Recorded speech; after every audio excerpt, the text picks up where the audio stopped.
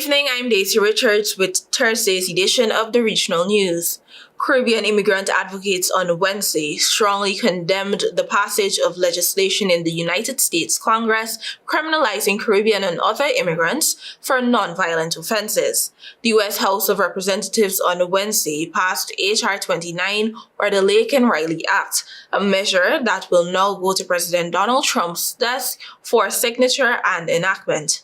The legislation would require the U.S. Immigration and Customs Enforcement ICE agency to detain undocumented Caribbean and other immigrants who are simply arrested or charged with, not found guilty of, nonviolent crimes including burglary, theft, larceny, or shoplifting. The New York Immigration Coalition, NYIC, an umbrella policy and advocacy organization that represents over 200 immigrant and refugee rights groups throughout New York, said that the legislation, among many other things, would also impact Deferred Action for Childhood Arrival DACA recipients, otherwise known as Dreamers, who came to the U.S. as children with their undocumented parents.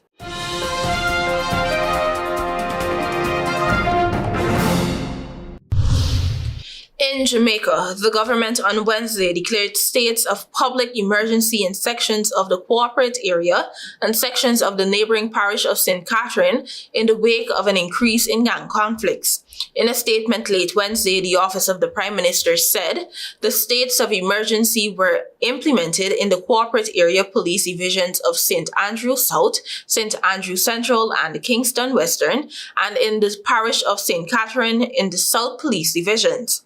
The statement said the locations have been identified as hotspots for gang-related warfare, which pose risk to public safety of residents as well as commuters and bystanders, given their use as public thoroughfares. According to the OPM, an intelligence assessment has revealed that violence and criminal activity in these communities have reached a level beyond what standard policing strategies can manage to effectively restore stability and public order. In response, the Acting Assistant Commissioner Michael Phipps, who is in charge of the Area 4 Police Headquarters, welcomed the declaration in the three divisions under his command. He pointed to an increase in gang conflicts, murders, and shootings in the corporate area, particularly in the St. Andrew South Division. He also called for residents in the volatile communities listed under the SOES to give full support to members of the security forces during the crackdown on the gangs and effort to restore stability and public order.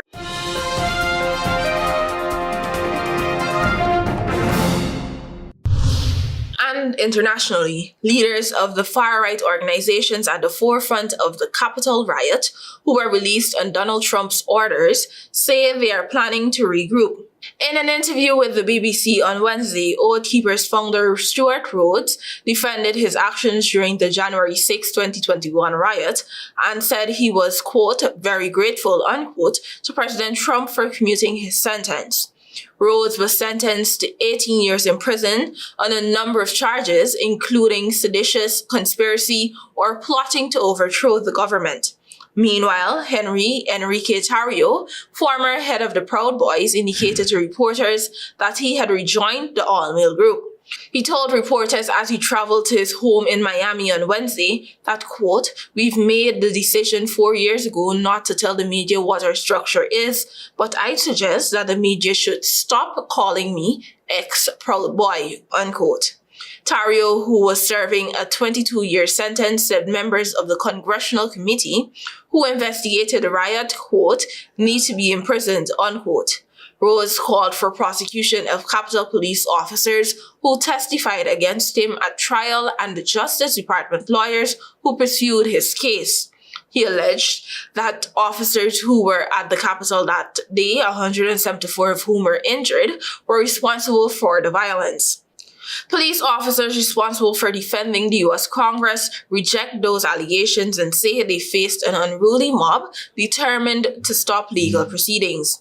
The militia leader complained he did not get a fair trial because it was held in Washington, D.C., where the riot took place, and jurors were local. an argument that was previously rejected in court. On Monday, hours after his inauguration, Trump commuted 14 sentences, including Rhodes, and issued a blanket pardon for the rest of the convicts and suspects. That's all today for the regional news. Thank you for watching. Until next time.